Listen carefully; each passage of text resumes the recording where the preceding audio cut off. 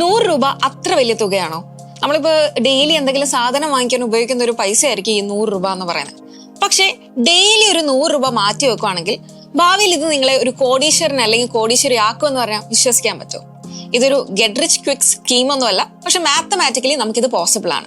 Hello and welcome to Entrifin academy. This is Elizabeth.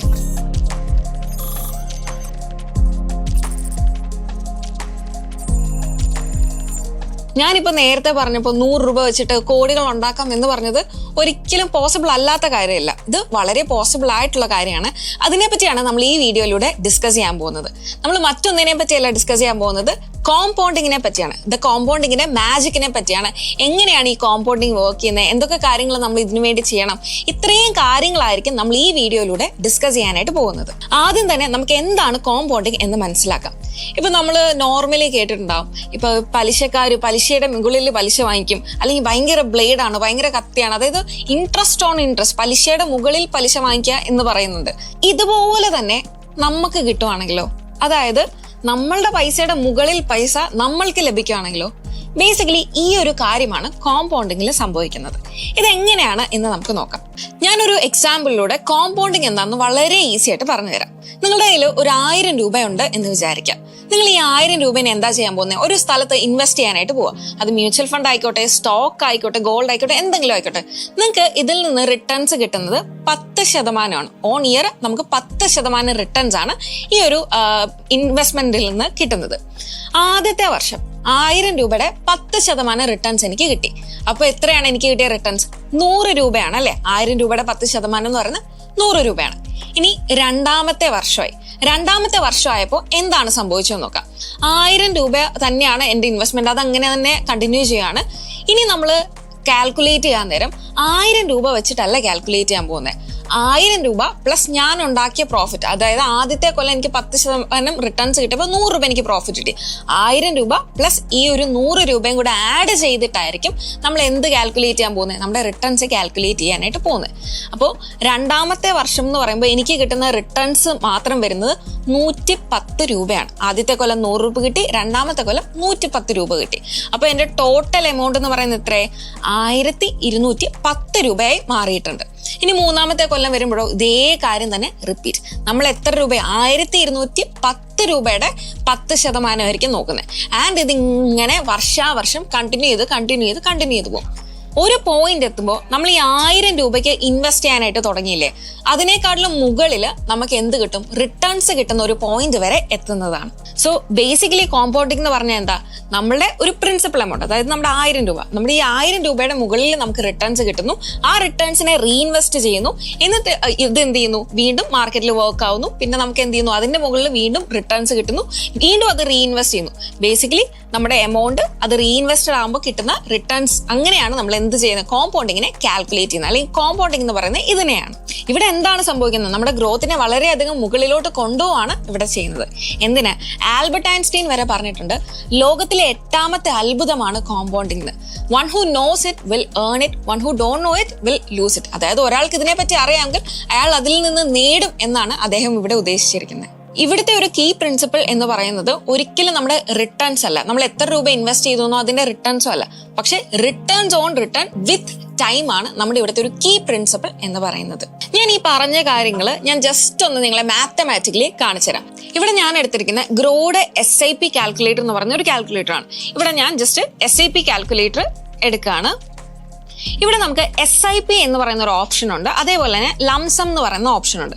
നമ്മളിപ്പോൾ ആദ്യം പറഞ്ഞത് ലംസം എന്ന് പറയുന്ന ഓപ്ഷനാണ്, അതായത് ഒരു തവണ നമ്മൾ ഇൻവെസ്റ്റ് ചെയ്തിട്ടുള്ളൂ, എന്നിട്ട് അതിന്റെ ഗ്രോത്ത് ആണ് നമ്മൾ കാണുന്നത്. അത് ജസ്റ്റ് ഒന്ന് എടുത്തു നോക്കാം. ഇപ്പൊ ഞാൻ ലംസം ഓപ്ഷൻ എടുത്തു.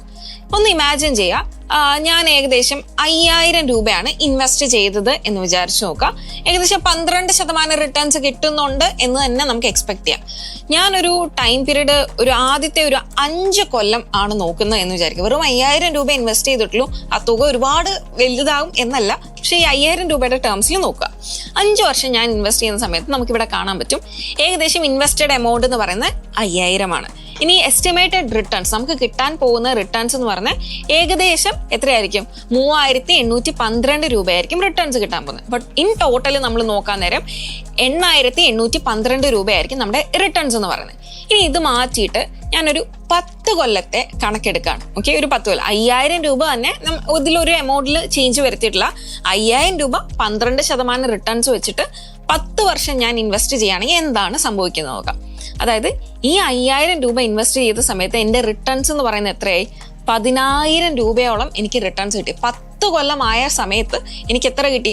10000 രൂപയോളമാണ് എനിക്ക് റിട്ടേൺസ് ആയി ലഭിച്ചത്.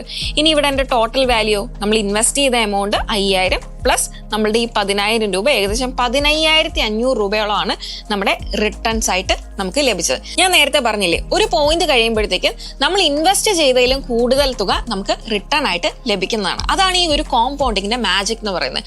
നമ്മൾ എത്ര വർഷത്തോളം ഇൻവെസ്റ്റഡ് ആയിരിക്കുന്നു അത്രയും കൂടുതൽ ഇത് കോമ്പൗണ്ടഡ് ആയി നമുക്ക് ബെസ്റ്റ് റിട്ടേൺസ് വരും.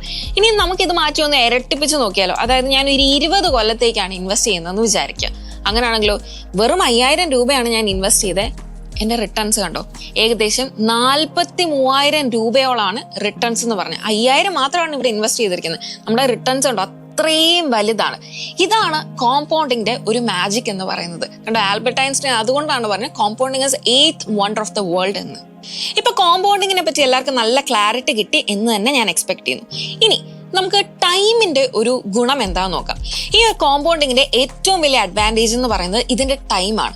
അതായത് നമ്മൾ എത്ര നേരത്തെ ഇൻവെസ്റ്റ് ചെയ്യുന്നോ അത്രയും കൂടുതൽ ടൈം, എത്ര ഡ്യൂറേഷനിലാണ് നമ്മൾ ഇൻവെസ്റ്റ് ചെയ്യുന്നത് അത്രയും കൂടുതൽ റിട്ടേൺസ് നമുക്ക് ലഭിക്കുകയാണ്.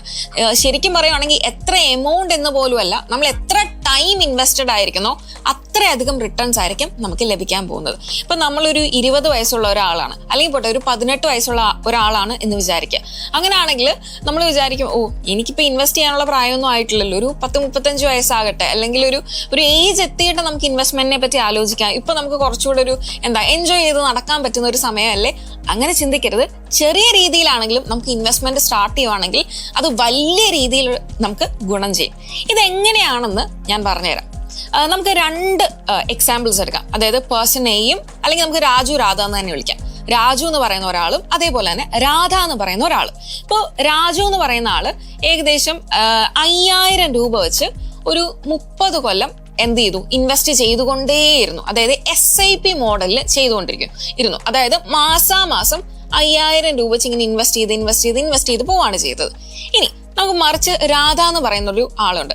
രാധ എന്താ ചെയ്തതെന്ന് വെച്ചാൽ 30 വർഷം ഒന്നും ഇൻവെസ്റ്റ് ചെയ്തിട്ടില്ല, പതിയെയാണ് സ്റ്റാർട്ട് ചെയ്തത്. ഒരു 20 വർഷത്തോളം ഇൻവെസ്റ്റ് ചെയ്തു. 20 വർഷത്തോളം, പക്ഷെ 10000 രൂപ വെച്ച് ഇൻവെസ്റ്റ് ചെയ്തു. രാജു എന്താ ചെയ്തത്? രാജു 5000 രൂപ വെച്ച് 30 വർഷം ഇൻവെസ്റ്റ് ചെയ്തു. അതേസമയം രാധ എന്താ ചെയ്തത്? 10000 രൂപ വെച്ചിട്ട് 20 കൊല്ലത്തോളം ഇൻവെസ്റ്റ് ചെയ്തു. ഈ ഇൻവെസ്റ്റ്മെന്റ് നടക്കുന്നത് എങ്ങനെയാണ്? എല്ലാ മാസവും 1-ാം തീയതി ഇവരിങ്ങനെ ഇൻവെസ്റ്റ് ചെയ്ത് പോവാണ് ചെയ്യുന്നത്. ഇതാണ് ബേസിക്കലി SIP എന്ന് പറയുന്നത്, സിസ്റ്റമാറ്റിക് ഇൻവെസ്റ്റ്മെന്റ് പ്ലാൻ. ഇത് നിങ്ങൾക്ക് ക്ലിയർ ആയിട്ടില്ലേ? ഇനി നമുക്ക് നേരെ നമ്മുടെ ഗ്രോയുടെ ചാർട്ടിലോട്ട് വരാം.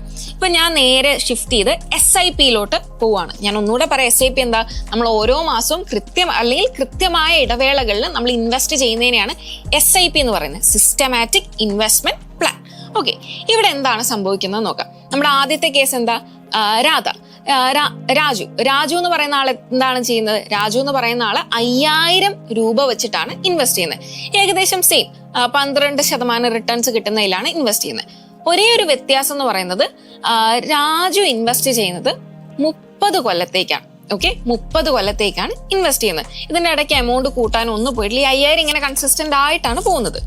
ഇനി ഒരു പോയിന്റ് കഴിയുന്ന സമയത്ത് ഇൻവെസ്റ്റ് ചെയ്ത എമൗണ്ട്, അതായത് 30 വർഷം കഴിയുന്ന സമയത്താണ് ഞാൻ പറയുന്നത്, ഇൻവെസ്റ്റ് ചെയ്ത എമൗണ്ട് എന്ന് പറയുന്നത് വെറും 18 ലക്ഷമാണ്. ഇവിടെ കാണാൻ പറ്റും, വെറും 18 ലക്ഷം രൂപയാണ് 5000 വെച്ച് ഓരോ മാസം ഇൻവെസ്റ്റ് ചെയ്ത് വന്നിട്ട് 30 കൊല്ലം കൊണ്ട് എത്തിയത്.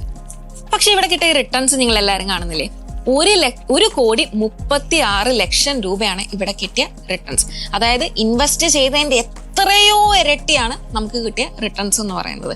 അതാണ് ഈ ഒരു ടൈമിന്റെ ഗുണം. ഇത്രയും നാൾ നമ്മൾ ഒരു ചെറിയ തുകയാണെങ്കിൽ പോലും ഇൻവെസ്റ്റ് ചെയ്ത് പോവുകയാണെങ്കിൽ ഭാവിയിൽ അത് നല്ല രീതിയിൽ നമുക്കൊരു ഗ്രോത്ത് തരുന്നതാണ്. ഇനി ഇതിന്റെ ഒരു ടോട്ടൽ വാല്യൂ നോക്കുകയാണെങ്കിലോ, അതായത് ഇൻവെസ്റ്റഡ് എമൗണ്ടും നമുക്ക് കിട്ടിയ റിട്ടേൺസും ആയിട്ട് നോക്കുകയാണെങ്കിൽ ഏകദേശം 1,54 ലക്ഷം രൂപയോളമാണ് നമുക്ക് കിട്ടിയ റിട്ടേൺസ്. ഇനി നമുക്ക് നേരെ രാധയുടെ കാര്യം നോക്കാം. രാധ എത്ര കൊല്ലം ഇൻവെസ്റ്റ് ചെയ്തത്? 10,000 രൂപ വെച്ച് 20 കൊല്ലാണ് ഇൻവെസ്റ്റ് ചെയ്തത്. ഇവിടെ എല്ലാവരും കണ്ടില്ലേ, 1.5 കോടിയോളം രൂപയാണ് രാജുവിന് റിട്ടേൺസ് കിട്ടിയത്. ഇനി നമുക്ക് നേരെ രാധയുടെ നോക്കാം. ഏകദേശം 10,000 രൂപ 10,000 രൂപ വെച്ച് 12% റിട്ടേൺസ് കിട്ടുന്നതിൽ എത്ര നാളെ ഇൻവെസ്റ്റ് ചെയ്തത്? 20 കൊല്ലമാണ് ഇൻവെസ്റ്റ് ചെയ്തത്. ഓക്കെ, 20 കൊല്ലം ഇൻവെസ്റ്റ് ചെയ്തു. ഇവിടുത്തെ ഇൻവെസ്റ്റഡ് എമൗണ്ട് എന്ന് പറയുന്നത് 24 ലക്ഷം രൂപയാണ്. ഇപ്പൊ രാജുവിന്റെ കേസിൽ നമ്മൾ ആദ്യം കണ്ടായിരുന്നു ഒരു 18 ലക്ഷം രൂപയാണ് ഇൻവെസ്റ്റഡ് എമൗണ്ട് എന്ന് പറയുന്നത്. ഇവിടെ 24 ലക്ഷം രൂപയാണ് ഇൻവെസ്റ്റഡ് എമൗണ്ട് എന്ന് പറയുന്നത്. റിട്ടേൺസ് എന്ന് പറയുന്നത് കണ്ടോ, ഏകദേശം 67 ലക്ഷം രൂപ അല്ലെങ്കിൽ 68 ലക്ഷം രൂപയോളമാണ് റിട്ടേൺസ് എന്ന് പറയുന്നത്. ഇവിടെ നമുക്ക് നോക്കാം, 10,000 ആണ് ഇൻവെസ്റ്റ് ചെയ്തത്. 10,000 ടെക്നിക്കലി പറയുവാണെങ്കിൽ ഇരട്ടി പൈസയാണ് ഇൻവെസ്റ്റ് ചെയ്തത്. എന്നാൽ പോലും റിട്ടേൺസിന്റെ കാര്യം വരുമ്പോൾ രാധയുടെ അല്ലെങ്കിൽ രാജുവിന്റെ അടുത്ത് പോലും രാധ എത്തുന്നില്ല എന്ന് നമുക്ക് മനസ്സിലാക്കാം. എന്താണ് ഇവിടെ സംഭവിച്ചത്? Time value. ഇതിനെയാണ് നമ്മൾ എന്ത് വിളിക്കുന്നത്? ടൈം വാല്യൂ എന്ന് വിളിക്കുന്നത്. അതായത് കൂടുതൽ സമയം നമ്മൾ എത്ര എമൗണ്ട് ഇൻവെസ്റ്റ് ചെയ്യുന്നു എന്നല്ല, കൂടുതൽ സമയം നമ്മൾ ഇൻവെസ്റ്റ് ചെയ്യുമ്പോൾ നമ്മുടെ ഇൻവെസ്റ്റ്മെന്റ്സിൽ വരുന്ന ഗ്രോത്ത് ആണ്. ഇപ്പൊ നിങ്ങൾ ചെറിയ പ്രായമാണ്, അല്ലെങ്കിൽ ഒരു 20-25 ആ ഒരു ഏജിലാണെങ്കിൽ ഒരിക്കലും വിചാരിക്കരുത് ഇനി പതിയെ ഒരു ടൈം എത്തുമ്പോൾ ഇൻവെസ്റ്റ് ചെയ്യാം എന്ന് വിചാരിക്കാതെ ചെറിയ തുകയെങ്കിൽ ചെറിയ തുക ഇൻവെസ്റ്റ് ചെയ്ത് സ്റ്റാർട്ട് ചെയ്യുക. അത് നിങ്ങൾക്ക് ഭാവിയിൽ നല്ലൊരു ഗ്രോത്ത് നല്ലൊരു എമൗണ്ട് ബിൽഡ് ചെയ്യാനായിട്ട് സഹായിക്കും.